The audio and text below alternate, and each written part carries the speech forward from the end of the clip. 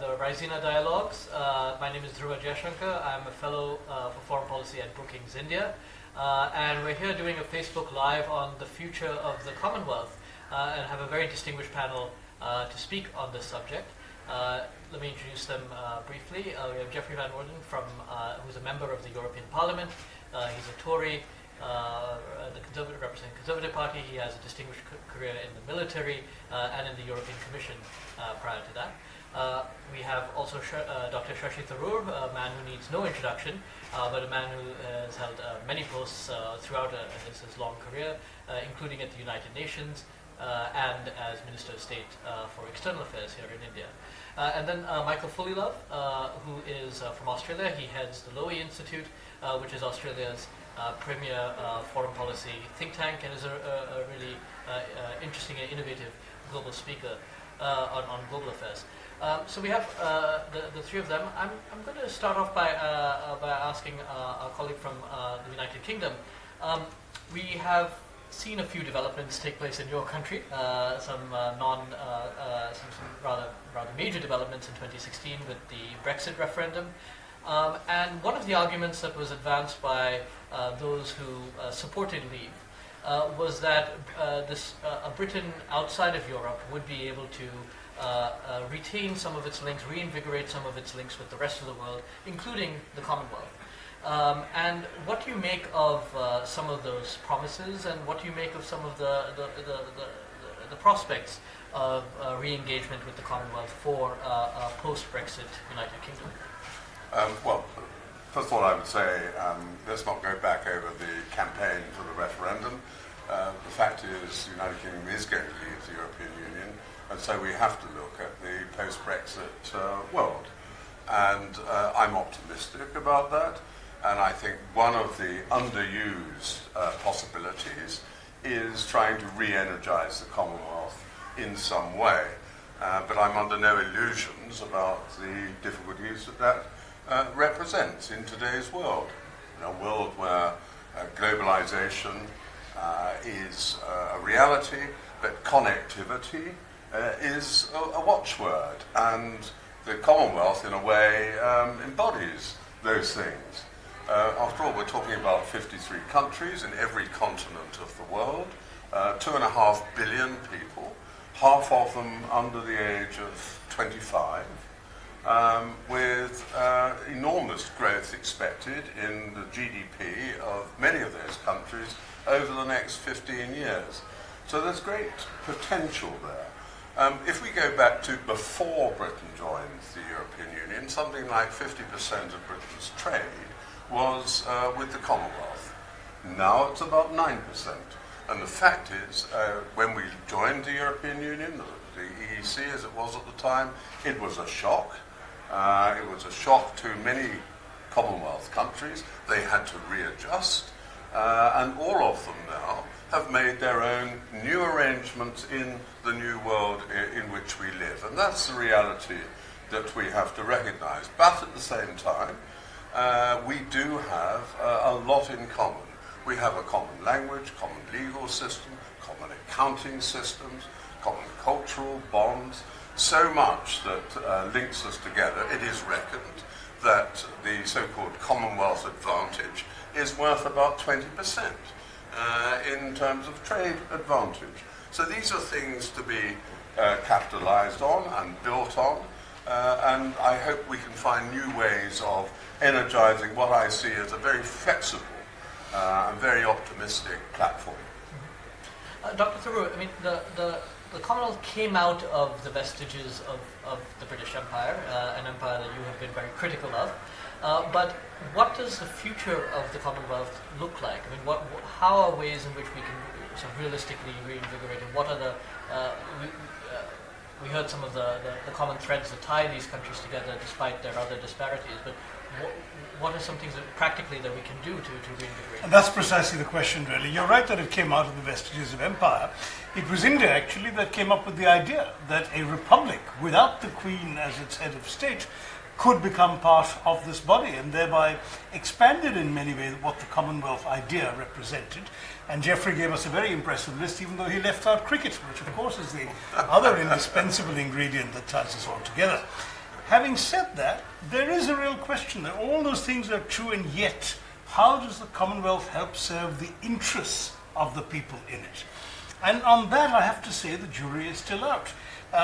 Geoffrey's right about trade, for example. 50% was where it used to be, 9% is where it is now.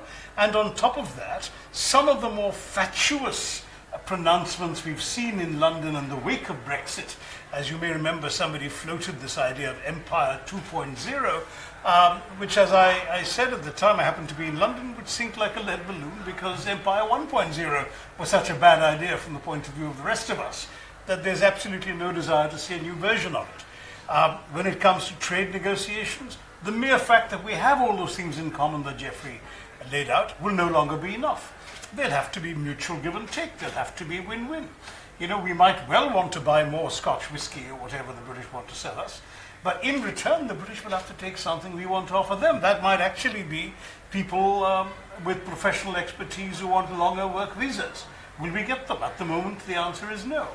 The number of Indian students in the UK is about 10% of the number of Indian students in the US. Why is that? Because, frankly, the British visa policies have been much more inhospitable to Indians. So there are lots of hard issues to be grappled with. I think the Commonwealth, I mean, Geoffrey's totally right that all these things are there in common and make it, in principle, easier for countries to get along well together. But in practice, there's got to be some hard-headed negotiation, some mutual respect, some give and take, and at the end, a perception that the Commonwealth as an institution actually matters. I don't think the Commonwealth knows what it is yet. That's one of the big regrets I have. Is it a kind of UNDP for the developing countries in the Commonwealth? No, it's not doing sufficient development projects to qualify. Is it a trade body, a sort of a subversion of the WTO? No, it's not doing that either. Is it a sort of political, geopolitical alliance of parliamentary democracies united by the English language? It struggles to be that in a meaningful sense, given the disparities amongst the countries. So I think the first challenge for Baroness Scotland and her colleagues has got to be to define in a compelling way what the Commonwealth is before they can sell it to the rest of us. Michael, I mean, does the Commonwealth play any role in, you've written quite eloquently and persuasively about the deteriorating international order, and does the Commonwealth play any role could it play any role in trying to uphold that and support that, given again some of these commonalities that we've spoken about? The Commonwealth is purely ornamental. It's charming and completely useless. If the Commonwealth didn't exist, you would never invent it. It's a wonderful institution. We have very many values. We have cricket. We share cricket, which is an opportunity to mention the Ashes, Geoffrey. But just don't say South Africa. Yeah. But beyond that, it's pointless. And in a world in which the problems are so great, when there are multiplying summits, why do we pack all our leaders off to the Choggam meeting to waste time attempting to solve problems that the Commonwealth will never be able to solve? Shashi is exactly right. The problem is we don't have common interests, and it's too universal an organisation, and it doesn't matter. And I think rather than trying to come up with some spurious attempt to reform it or recharge it, we should just acknowledge that. It's ornamental. We can keep it if we want. It's like an antique teapot that makes the room look nice. But let's get on with solving the real problems. On that point, we have so many problems. Brexit, I'm afraid, I think, Geoffrey, will only add to the problems. It will make for a weaker, poorer, less influential Britain. It will make for a less liberal European Union. It will make for a more divided West. It will do violence to a liberal international order that's already under stress. We have so many real problems out there, so many institutions that are creaking, that need our help to buttress them. Let's not waste time beyond this wonderful session on Facebook Live about trying to revive the Commonwealth. So a couple of thoughts, and I'd like to hear all of your thoughts on this.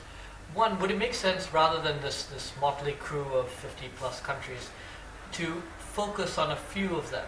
I mean, say for example, Canada, the UK, South Africa, India, Australia, countries that are G20 economies in their own right, but also happen to be members of the Commonwealth, to maybe start doing some work together. And the second is somebody, and I can't remember who, mentioned recently that the Indian Ocean is the largest English-speaking region of the world. Does it make sense to focus on a geographically limited space within the Commonwealth and try to find commonalities there rather than include all member states?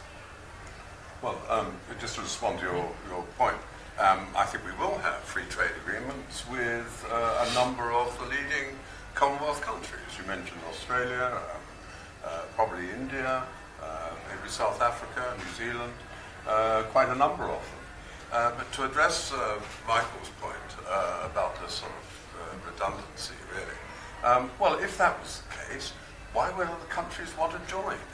We even have two countries wanted to join who were never part of Shashi's favourite British Empire, Mozambique and Rwanda. And I'm sure there are more that would like to join.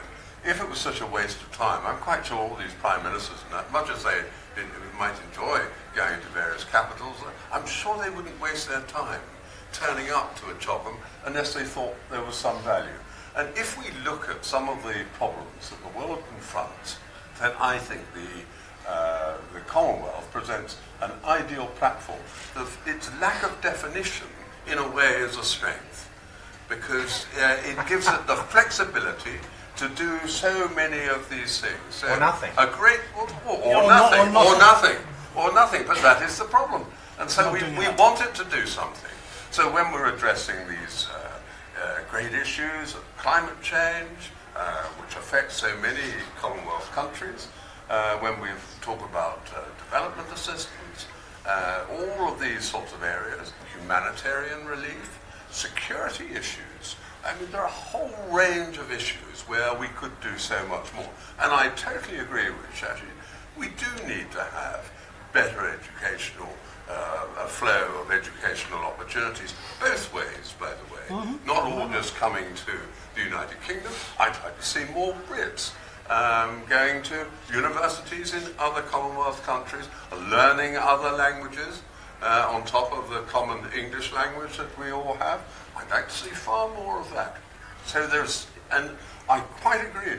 The idea that we just have a sort of an unreconstructed old Commonwealth and somehow or other try to breathe life into it, that's not what we're looking for. Correct. At all. It's got to be new arrangements. I have to say I'm closer to Geoffrey than to Michael on this. I enjoyed his dismissal, Orientalism followed by ornamentalism, both down the tubes.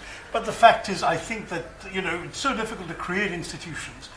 Given that you've got one with 53 members and others perhaps willing to knock on the door, can we make something of it? We can if there's enough political will. I think, number one, you need to quintuple the amount of development assistance available to the Commonwealth so it becomes a meaningful source of aid and support to the poorer countries within it.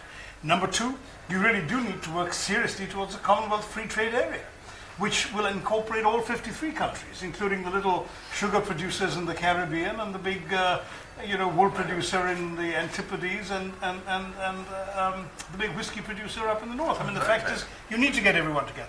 Third, you definitely need to have a serious political component, so they begin to actually share some values that they can articulate internationally. Fourth, I mean, I like Geoffrey's reference to building on the educational exchanges possible. Why can't there be a common agreement on a subject like education? This may also extend to other subjects, where citizens of Commonwealth countries get preferential treatments, reduced fees, easier visas, various things like this. If you want to be serious about the Commonwealth, give it substance. Let it be worth joining. Let it be worth being part of. Give the citizens of Commonwealth countries something concrete, and they will naturally want to appreciate it. When I was a kid, I remember anything Sridhar Rampal, the Secretary General of the Commonwealth, said was on page 1 of the newspapers. Today, people barely know who the Secretary General is. I completely disagree. I find myself to the left. I'm the radical. You're the radical. I'm the centrist. That's right. Compared to you, Shashi. Right at the centre. I mean, you said having stood up this institution, let's not waste it. I would say the Commonwealth proves one of the cardinal rules of international politics, which is it's very hard to kill international institutions. Even when they're pointless, even when there would be no reason to invent them if it didn't exist, they continue because some leaders, Geoffrey, would like to go to Malta. Some leaders think it adds to their prestige to be a member of the Commonwealth, but that's not going to change anything. And I would say, if you want to do a disservice to somebody, if there's somebody you really don't like, send them a Choggum communique. Make them read the turgid language which is not even backed up by any substance or interest or shared interest behind them. I mean, we can do all these things. I'm in favour of education. Free trade is great. But the truth is there are big problems out there. The Commonwealth is not of a scale to deal with them. So let's reorient, let's pivot and focus on institutions that might have that potential. Just to steer the conversation a little bit away from the Commonwealth as an institution, but to some of the commonalities amongst Commonwealth members. There's a lot of talk, and we've heard it over this week as well at the Raisina dialogues, which is there are challenges now that all democracies are facing, of different natures, internally, externally, their ability to efficiently run government. Are there some things that you think the Westminster-style democracies have in common that we could be talking to each other about that are sort of distinct from other forms of democratic governance, such as the American model, for example? Are there things that, bicameral, prime ministerial, the coalition governments, are there things that are particular challenges to this way of running our countries that we could be exploring? I'm not a big fan of the parliamentary system. As a member, you're a member of the European Parliament. You're a member of Parliament. The European Parliament is very different to Westminster, I have to say, which is one good reason why we're leaving it. But yes, there is on this sort of human level, there is so much more I think we can do. I mean, catalyse the diaspora. We have a large Indian diaspora in the United Kingdom. We have many people of British origin in many countries in the world. There are most of the Commonwealth countries have citizens who are living in the United Kingdom and in other Commonwealth countries as well, in Australia, in Canada, many of them. So I think we should make more use of the sort of linkages they have, because most of them retain links back to their home country, or their countries of origin, and we have this natural linkage, which I think we can build on. Well, I think the problem of populism is something that is affecting democracies around the world, whether they're presidential or parliamentary systems. So I don't think we can learn something there. But one thing I would like to say is one reason I'm so keen to hit this Commonwealth nail on the head is that I don't want my British friends to be further distracted by the Commonwealth. I fear they have made an historic mistake with Brexit. And now I hear them being seduced by the siren song of the Commonwealth. We can do these free trade agreements with Commonwealth countries. And the truth is, Commonwealth countries don't care enough. There is never going to be an Anglospheric centred foreign policy. That's never going to be the organising principle for Australian foreign policy or Indian foreign policy. And so, out of friendship for my British friends, as an Anglophile, a cricket lover, the son of an Englishman, I want to hit it on the head so that Britain can get on with reimagining itself. Because I fear it's not going to be a global Britain after Brexit, it's going to be a shrunken Britain. And I don't want it further distracted by this nonsense about the Commonwealth. But can I just come back on this though? Look, the fact that we're leaving formal membership of the European Union doesn't mean that we're somehow rather cutting our links with Europe. On the contrary, I'm confident that we will have a continuing and close partnership with the European Union. We will have very close trade links. It's in our mutual interest that we should do that. We will have very close security and defence links. It's in our mutual interest to do that. We continue to be members of NATO. We have a very strong interest in the defence and security of the European continent. All of these things. It's not an either-or. It is Geoffrey, this reminds me very slightly of that famous old headline, "Fog in the Channel, Europe isolated." Yeah. You folks, you've been wanting to use that, haven't you? Brexit has actually taken the UK out, and that's as far as I agree with Michael, because I think Britain is not wrong, for all the reasons you suggested, to look towards the Commonwealth. just make sure it looks with substance. Yeah, That there should be some serious content in it, and then we can see what can come out of it. But if there isn't, we'll end up where Michael wants us to be. Yeah. Well, I'm afraid I'll have to cut off the discussion of this, but thanks to all three of you for what has been a really bracing and invigorating conversation, although I'm not sure we've had much agreement on this. Fair amount. Yes. Yeah. To all the viewers, I was the link. to all the viewers from the Rising Dialogues, thank you very much.